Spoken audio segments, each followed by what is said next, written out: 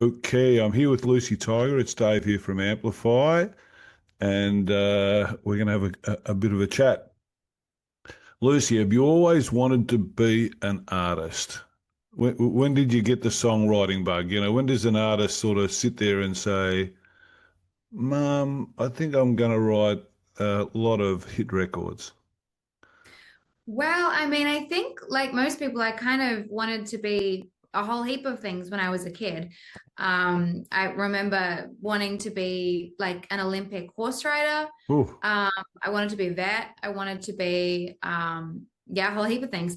And music was kind of one of those things. And it just ended up being the one that sort of stuck around and the one that I kind of kept excelling at and enjoying the most. So, I mean, I ended up being the only person in my high school music class, for example, to actually go on and study music and do it as a career. So, yeah, it just, I suppose from a pretty early age, it kind of, I never really sat down and was like, I want to be an artist, but it just turned out that way. It ended up this way. Now, when you were saying vet and all that sort of stuff, did you grow up in a country environment or did you grow up in a city environment? Where was your beginning?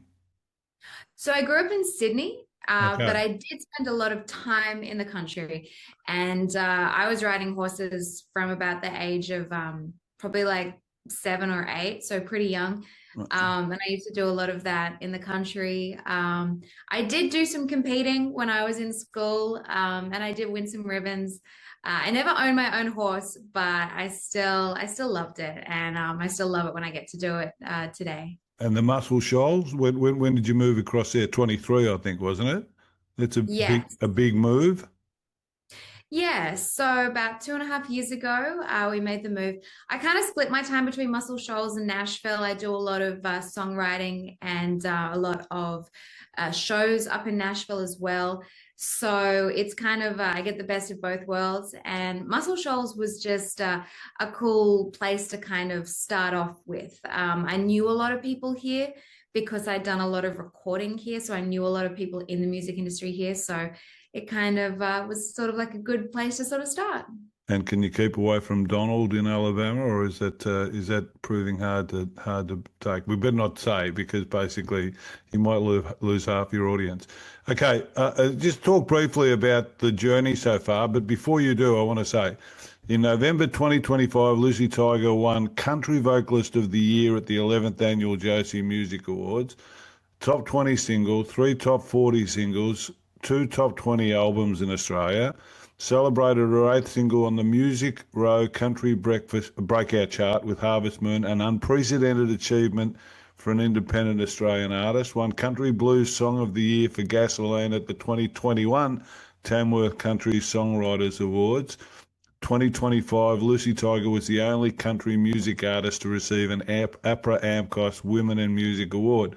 Now, sometimes I have these interviews and people that are watching maybe for the first time or they're, picking something up, or maybe in 6 months they have a look, they don't quite understand. They're just seeing a pretty girl, a pretty lady, that's quite a set of achievements there for someone so young. I don't really read that too often.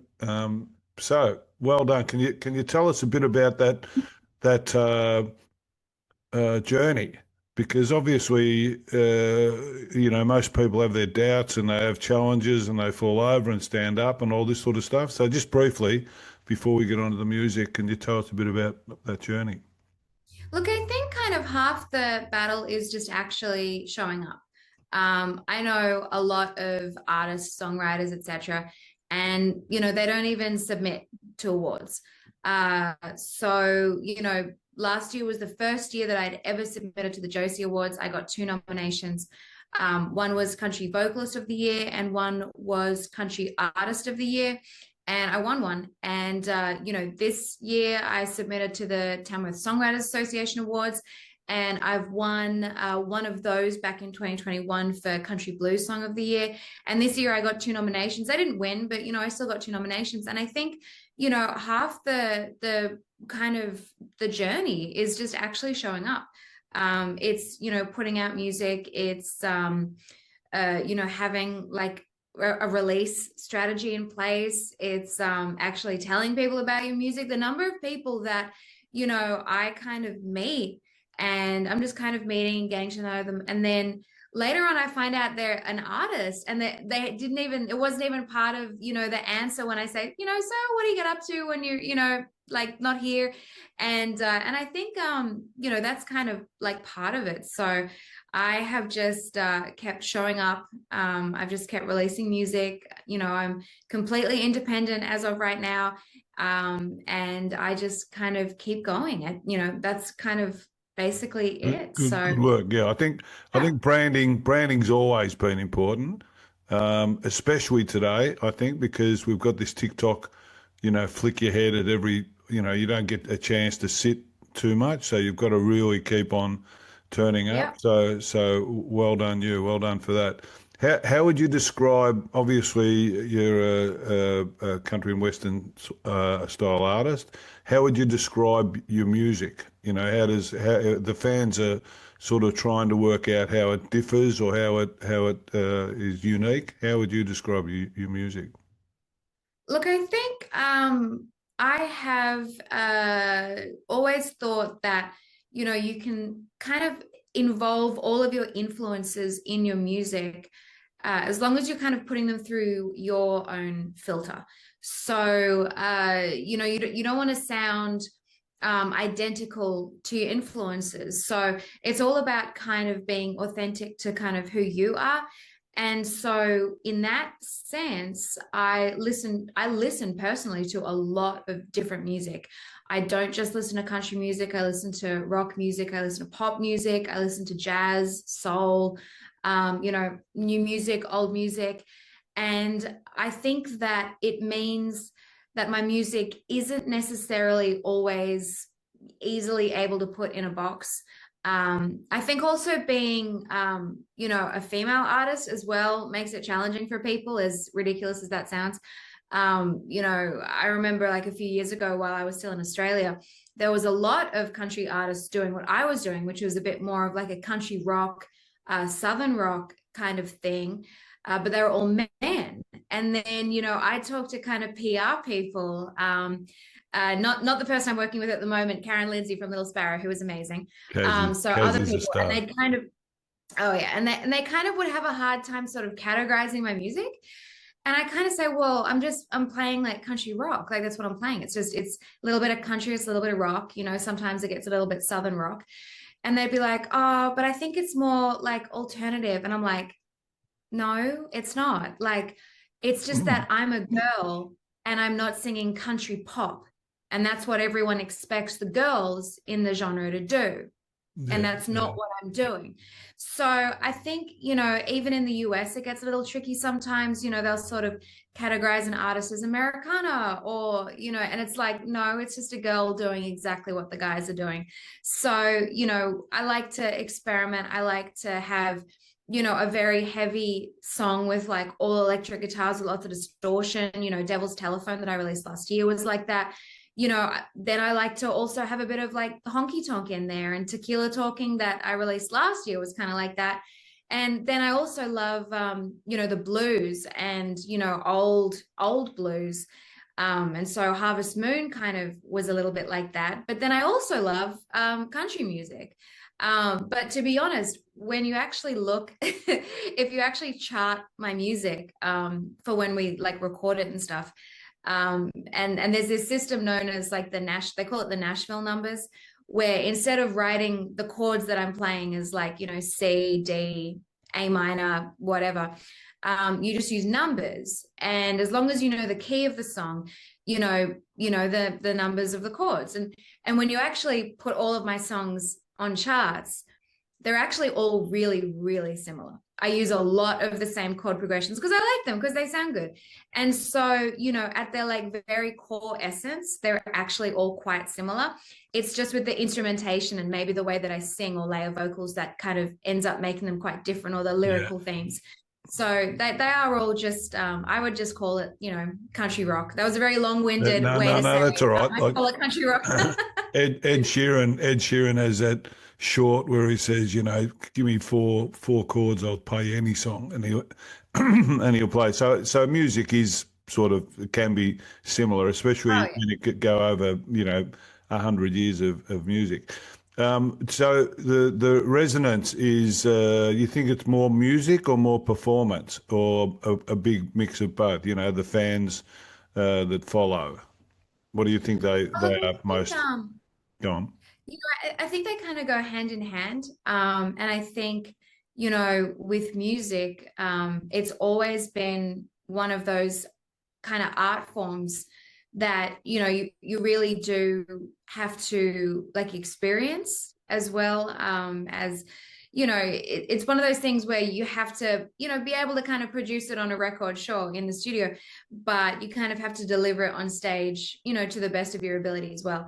And so I really enjoy kind of doing both of those things. And I think that means that, when I perform for people live, they enjoy it. And so they start to listen to my songs, or vice versa. They'll kind of like listen to my songs and then they'll come to a show.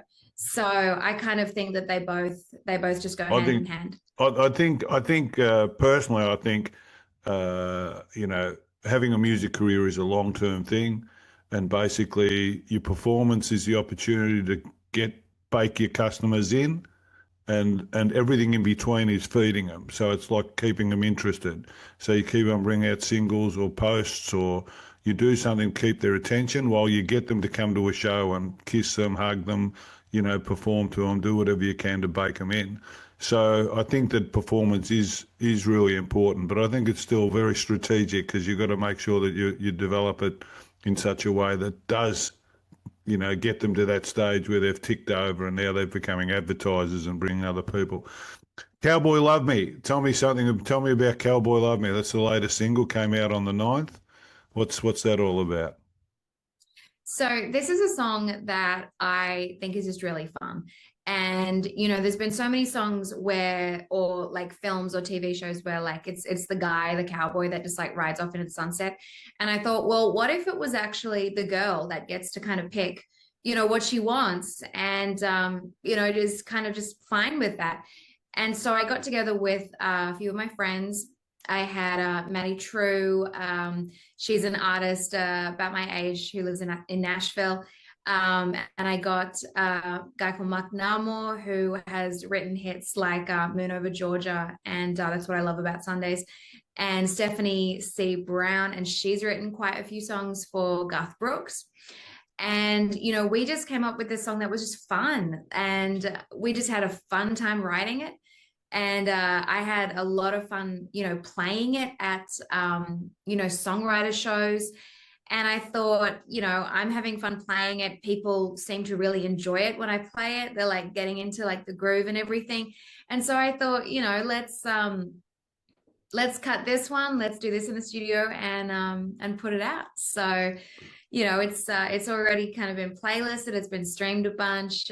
Radio's already playing it, both here in the US and Australia, which is really cool. Good, good. So it's just a fun song where it's a good like sing along song, I feel. Is it hard to find your lane in the States? Because obviously there's a stack of, it's a bit easier here because there's not as much going on. But over there, it's just massive. Everything's going on everywhere. Everyone's competing everywhere. Is it hard to find your lane over there? Look, I don't think so. I mean, I think one thing that's really cool about the States is they really value personal sort of authenticity, I That's what guess. I was They going to say. Yeah, Authentic. that individuality. And so, if you have like a point of difference, or an interesting story, or an interesting sound, that can go really well. I've had people say to me, your songs don't sound like they were made in Nashville. And I'm like, well, that's because they weren't. Like, they were recorded in Alabama. And people actually really like that. A lot of people here know about the history of Muscle Shoals and the recording industry here. And I think that, being Australian and not moving to Nashville, there's a whole heap of Australians in Nashville. And I thought, let's just do something different. Let's not just be one more Australian in Nashville. Not saying anything bad about all the guys up there. I've met, most of them, and they're lovely people. But I wanted to do something different. And I think that kind of really resonates. You get to schmooze. Did you get to schmooze with Garth? No? Have you met him? Like you were saying that, you were saying that Watty wrote some songs for him.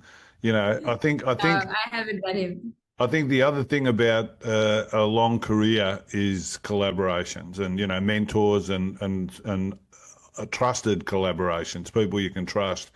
And because obviously, if God said, come on a tour with me or whatever, it's a bit like Bieber, your career's almost defined because, it just goes explode and, away you go. So those sorts of things, especially over there, the opportunities must come up. And you sound to me like you've got your head switched on. So I'm sure that something like that will take place in time. Listen, EP or album on the way?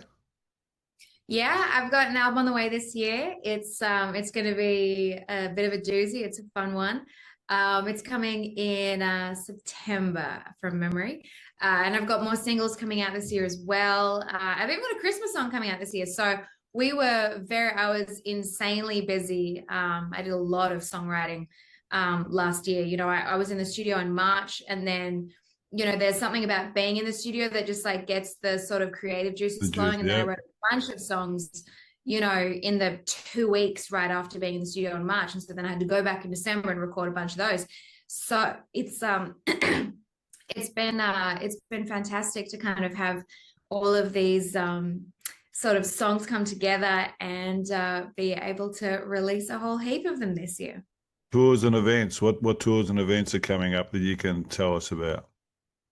So I have a lot of shows that I'm currently in the stages of they're either booked already or they're in the stages of being booked. And so I'm going to head out on the road a little bit more this year. I think it's Louisiana, Mississippi, Texas, New Mexico, Arizona. Might also be going up to the Northeast, which will be really cool. So it's a year of kind of like getting out there. Are you here at the moment for Tamworth? No, I'm in Muscle Shoals at the moment, right in time for the historic ice storm, if you've seen any of the news about that. Yeah. Cool. That's coming tomorrow night. I wish I was in Tamworth. I just put up some stuff for what's his name? Harry Styles. And I thought to myself, he's got a tour coming up. He's doing 30 dates in New York at the the big arena. 30, not one and get everyone there, or two get everyone there. So yeah, look forward to that. Hey, look forward to doing a country gig at Wembley or something like that. That's a part of the future. Now, if you could perform with any music artist, alive or dead, who would you choose and why? Oh, the Rolling Stones. The Rolling Stones. Good country and western band. Or maybe the Allman Brothers. The Allman Brothers. When Allman was still alive. Well, the Rolling Stones actually recorded here in Muscle Shoals. And that's kind of how I first discovered the area, because they recorded a couple songs when they were on tour in, I think like 1968. And the two songs that they did, three songs, maybe three songs, I think, that they did were on Let It Bleed in 1969. And I mean, they dabbled in country and did some great rock and roll, and the Allman Brothers just, I mean, you just listen to some of their songs and they're just cooking. So, and Dolly and Linda Linda Ronstadt and Joan and Dolly Parton is obviously just like the queen. She's just I mean, I've never personally met her, of course, but she just seems like such a nice person. Unbelievable. I think that is just when you can turn around to Elvis and say no, when he says, I want to record your song, and you give me, I think Colonel said, give me half or give me all of the ownership, and she was just starting. She says, no, I'm not going to do that. And Dollywood, she's a legend, absolutely, and strong, and anyhow, enough of all that. Long-term aspirations. Do you have anything that's sort of driving you to sort of say, I want to ... What would be? I mean, I think, most artists' long-term aspirations are sort of just, freedom to kind of keep creating, and keep evolving, and keep sort of just, feeling that awesome feeling that you kind of get when you're in the studio and a song starts coming together and you're like, oh, this sounds fantastic. This sounds really great. And you have that like anticipation of, I can't wait to finally release this, or when you're on stage playing and, the band sounds great and the audience is loving it, just to kind of keep doing that, is part of the goal. If I can do it, in bigger venues on longer tours, sure. If I do it on shorter tours in smaller venues, but I'm still doing it, then it's all good. Try and stay independent as long as you can, because the labels, they're not known for giving away too much when they sign people up. So if you've got some clout when you get there, you can sort of dictate, your own terms. That's what I would suggest. Now, we're going to finish with some of the stupid questions that we always ask that, allow people to get an in-depth idea as to who you are. First, a couple of personal quick-fire stuff. Some people don't answer the first one. What's the craziest thing you've ever done? I think I talked to a lot of artists. I reckon they'd tell me something illegal and wouldn't be able to tour if they told me. The craziest thing I've ever done. Yeah, what's the first thing that comes to mind? You what, sorry? I suppose moving to Alabama is kind of crazy. How old were you in 23? If that's not a rude question. I'm not going to tell you that. All right, no, don't tell me. But I'm just saying, it is a, older than 20 and younger than 40. No, I'm just saying though, it is consciously. There's a lot of adventure in moving, but as soon as you move and you get over the adventure, you've sort of got to deal with the fact that you're not around all of the supports that you've generally around. And those supports are people that look at you and you hug and you cry and all this sort of stuff. So it is a big move. And America is not it's a bit different in Nashville and stuff like that, because it is a great place for music. But America's not a kind place in a lot of ways. They're very, religious, or they're very, they've got a principle and that's it. Especially in the country and western belt, you break up with them, see you later. You're not coming back, sort of thing. So well done. I think that's pretty crazy. What's the one topic you can talk about for hours? True crime. True crime. So you always find out stuff when you ask these questions. Yeah, that's probably worth the podcast in itself. What's the thing you like most about yourself? Ooh, I think I most like about myself my resilience.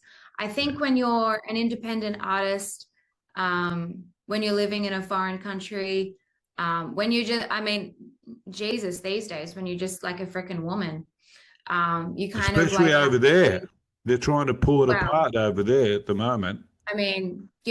Australia isn't much safer for women, to be honest. No, I agree. But, you just have to be resilient, and you have to just like keep moving forward. At the end of the day, some people ask me, how are you so resilient? How do you keep going? And it's like, well, what's the alternative? What's the alternative going to be? To like stop or to, get sad.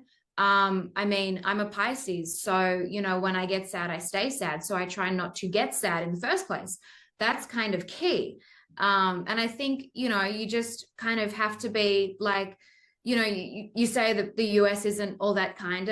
If Australia was kind, I probably would have stayed there.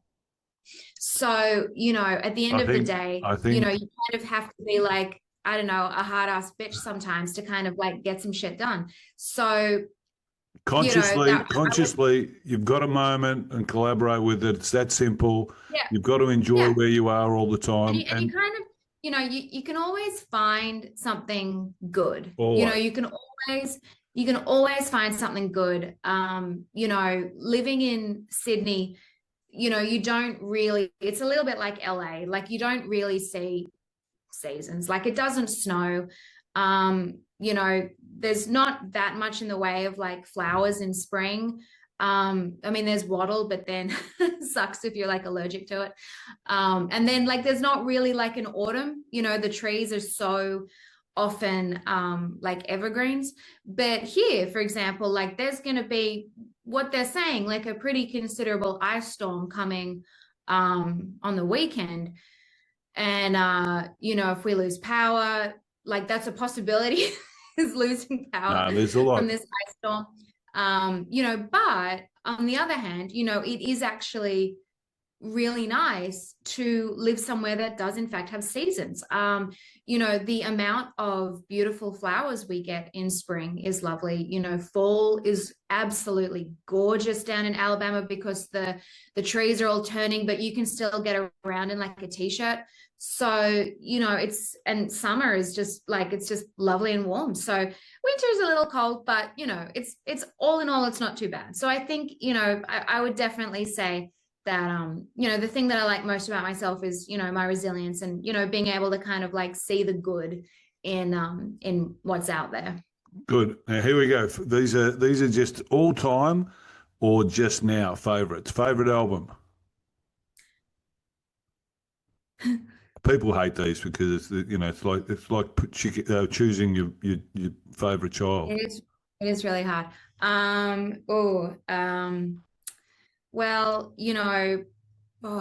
Okay. So I gotta have three at least. I love Let It Bleed by the Rolling Stones. I think that's the best album they ever did. Although Exile on Main Street is good. I love Greetings from LA by Tim Buckley. That is a killer album. And, Jeff Buckley is great, but like Tim Buckley was amazing. And I feel like he just gets so overlooked.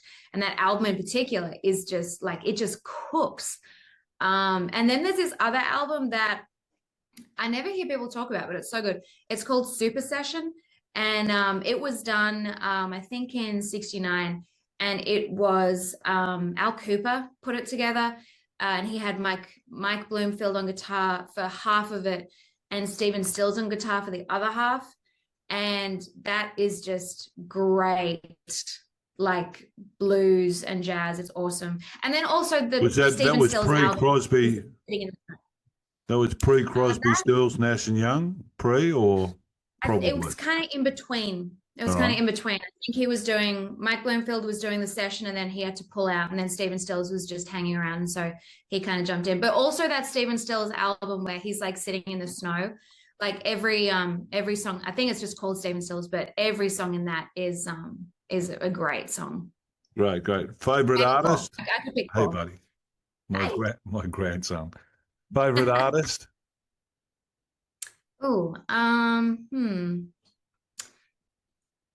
So hard to pick one. I'm not sure. I do love Stephen Stills as like, if you were kind of going on like songwriter, actual like guitar player, singer, and all of that. So I do love Stephen Stills and like his stuff tended a little country. And that was what I was sort of listening to when I was growing up, like Stephen Stills, the Rolling Stones. Also, Keith Richards, though, is probably, I know he's not really like an artist as such. He's like part of the Rolling Stones, but he was the guy that basically, got me really into playing guitar. So, I learned so many Rolling Stones songs growing up. Keith Richards is just another phenomenal artist, even as part of the Rolling Stones. So I loved how he played guitar and I learned how he did stuff with the different tunings. And he really definitely influenced probably how I write songs too. Great. Favorite movie? Poltergeist. What did you say? Poltergeist? Yeah, from 1982. Craig T. Nelson. Classic. classic film, Cuesta Verde. They moved the headstones, but they didn't move the bodies. That is my It's a classic. favorite film. It is a Oh, classic. yeah. You know, Craig T. Nelson's been in so many great movies. I loved him in The Family Stone as the dad and all that. He's a great actor. Favorite place to visit?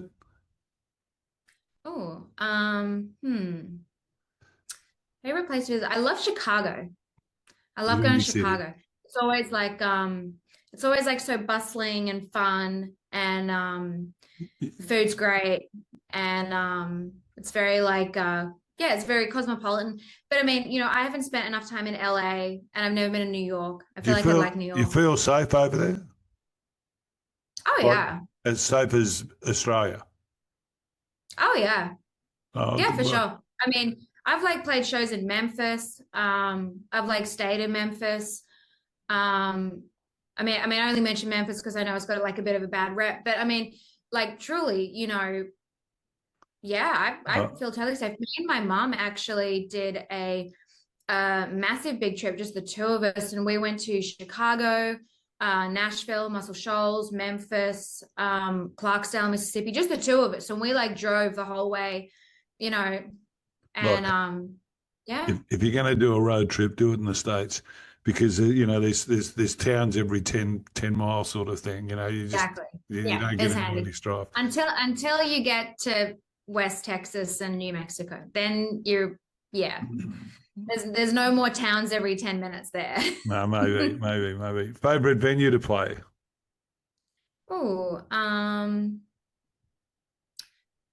I played a really fun show at Ground Zero Blues Club in Clarksdale, which was really cool. And that is such a cool venue. It's just there's it used to be like a cotton gin, like a cotton grading sort of building. It's massive. Morgan Freeman owns it, the actor. And, it's in Clarksdale where, Robert Johnson supposedly sold his soul.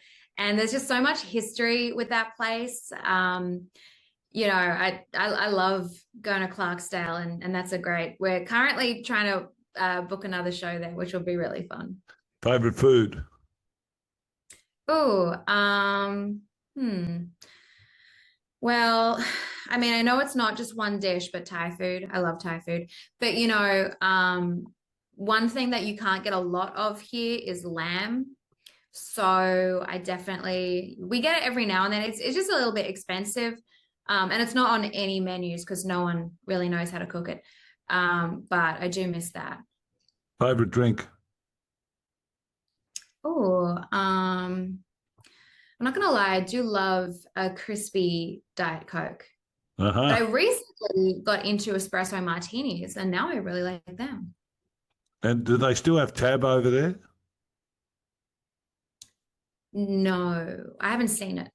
That's what if you look in Back to the Future, I think he asked for a Tab or something, or someone asked for a Tab. Yeah. Favorite favorite person in history, apart from me. Oh, favorite person in history. Like Wow. people.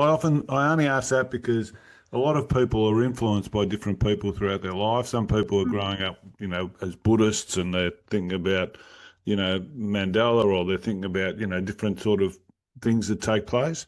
And so, it's interesting to find out. Some people say dad or mum, or some people just say something simple. Some people bring up Rosa Parks. Everyone brings up someone different.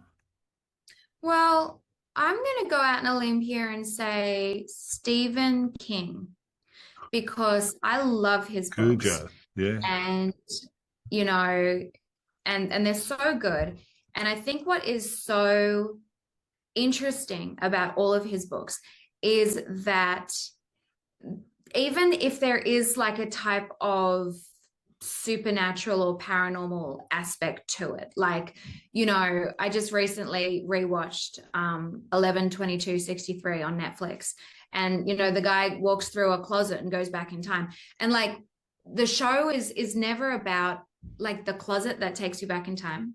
Like the show is never really about Christine, the car that is whatever. It's never about like the haunted hotel. It's actually about the human interactions around that and Yeah, how yeah, yeah. people deal with that. And I think that is what is so interesting about it. You know, human behavior is, as someone who also likes true crime, is fascinating. Like the reasons why people do things, and you know, like what led them to have those reasons for doing those things in the first place is fascinating. So and I think in order to kind of be a a good songwriter, if you're not writing songs about, I don't know, wildflowers, or I don't know, things that aren't like people, you kind of have to have a pretty good understanding of, you know, people's desires and what they want and how they go about getting them. And even if they're like desires that aren't good for them, you know, how they still do that. Like, you know, how people, even though they're like married or they have like a partner, they'll still go and cheat. You know, so what drives that is, I think it's just fascinating. And so I think, you know, I read a lot of Stephen King growing up, and that just really gave me this fascinating insight into, you know, human behavior. I think there's a whole discussion I could have with you on that if we really got deep, because you come across to me as a confident, you know, strong female, no problem, and you've got I find you've got a really clean sort of an energy and all that sort of stuff, but you've got that inquiry and you know, some of the answers to your questions are unique, and you know, so you've got the courage to sort of say something a bit different, and it doesn't really matter, etc. And consciousness is sort of discovering who you are, and so and you're continually going, oh, now I know, and then you look back 5 years later and you didn't know anything. You look back 5 years later, so you're continually sort of expanding, and I would think expanding, you know, evolving. And I think that good music songwriting almost has to be, you know, something that you're a part of. It's not something that you think about. It's something that's sort of a part of you. It's a part of your body at the time, and it comes out in words, but it's really a part of, you know, what you're feeling. If you're going to be doing that all over the place, I think, you know, there'll be a lot of your songs either sung by you or given to other people to sing, and you know, we'll find out about it later on. So I encourage you to keep on, you know, being you. And the last question is, do you have a tattoo? I have many. Really? What's your favorite? Okay, so I have, let me see if I can show it in the, Oh, that is massive. That is yeah. massive, man. I love So the I butterfly. have like I I love. don't know how I can get my arm in the right place, but I have just here, I have my cat Frank, who is so sweet. Is that was that And a cat? It looked like a flower or something. Can I have a look at that again, just so quickly? yeah, he's kind of like, it's like, ooh, I don't know how I can, it's side Oh, there he on. is. Yeah, yeah, yeah, yeah, yeah, yeah, There he yeah, is. yeah. Of course. So But cool, yeah, so man. he's my favorite, and the reason why I got a tattoo of him is because I adopted him. He was at the shelter, and he's always just, you know, he's been like traumatized by things, you know, like bad house sitters unfortunately traumatized him as a young kitten, which was really sad. We never got them back. But he never bites, he never scratches. Like he might be afraid, but like he's always so sweet.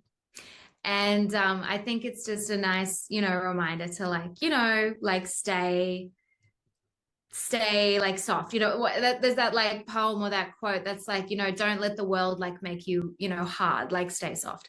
So, you know, I think, I mean, you know, I can totally be like be like a hard ass if I want to be, but you know, you also have to like, you know, stay being like a human being. So that was but yeah, I have a lot of tattoos Well all down done. my arm. Well done.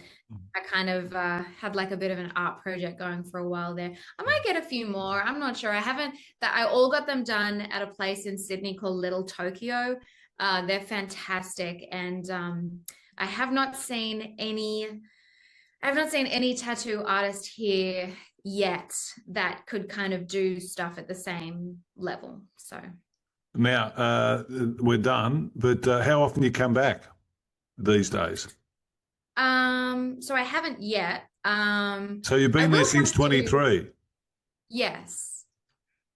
I will have to at some point for like visa administration stuff. So What I'll about, probably pop back. where's your family? Well, my parents actually came with me. So my mum has been my manager like That's, for that, ages. that is So sensational, she's man. here That is and so good. my dad's yeah. That is so, so good. I love it. Yeah. I love it. I love it. I love it. Well, keep it up. And plus the flights are so freaking long and Oh, yeah. expensive. Yeah, I yeah, mean, yeah, yeah, I'm yeah, gonna try not to do that for as long as humanly possible. You can't go economy because it kills you, and you can't go, business because it's too expensive for a day or for 14 hours or whatever. You're paying Exactly. 8, 10 grand or something. So it's a bit of a we need to wait until Star Trek has those. You go into the pod and you visualize, and just turn up in Sydney in a pod or something like that, and Exactly. that's got to be something of the future. Well, thank you, thanks. It's a bit longer than normal, but I appreciate the conversation. It's always good discovering artists, I find. They're all different. Sometimes I'm doing guys that are like 60 and they've got arena careers and all that, and all they want to do is talk rubbish because basically they've done a million of these interviews and they just don't want to. They're not interested in why did you make that song sort of thing. They just want to talk about just rubbish that's going on. So that's good. So everyone's different, but I feel confident that you'll get where you need to get, but just keep persistent. Keep believing That's what you're believing now and keep going there. And if we can help out, we get along well with Kaz anyway, but if we can help out, we'll do what we can. We're planning on thank trying you. to I expand appreciate over you so time. much.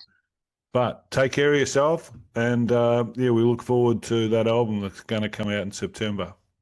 That's it. Thank you so much, Dave. Good on you, mate. All the best. You too. Thank you. Bye now.